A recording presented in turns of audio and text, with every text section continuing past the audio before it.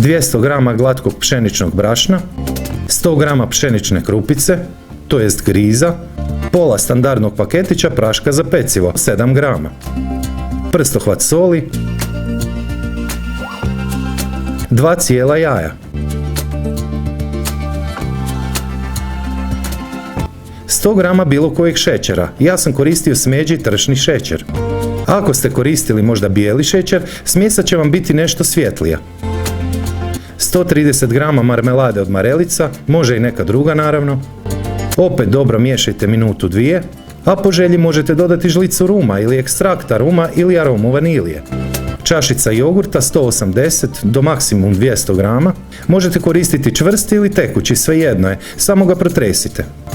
1 decilitar ulja,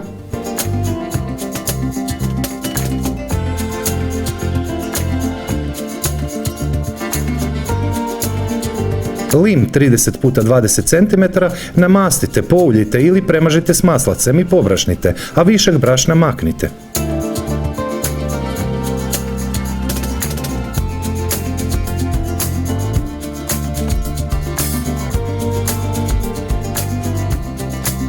Biti će vam potrebne 3 jabuke, to je oko 400 do 450 g.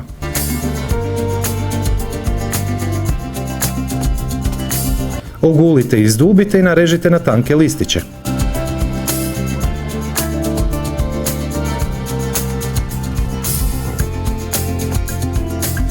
Samo 50 g listića badema, ali budite bez brige, ako nemate bademe, možete koristiti i cimet u prahu, to jest mljeveni cimet, oko pola žličice. Kolač pecite u prethodno zagrijenoj pećnici pola sata na 170 stupnjeva s uključenim gornjim i donjim grijačima. Posipajte sa šećerom u prahu i poslužite odmah, odličan je i dok je još vruć ili kada se potpuno ohladi. Ispod svakog mog videa je pisani recept, popis sastojaka, postupak redom po brojevima korak po korak, popraćen fotografijama, ali i preporuke za velik broj kolača koje sam do sad pripremao, a volio bih da ih isprobate.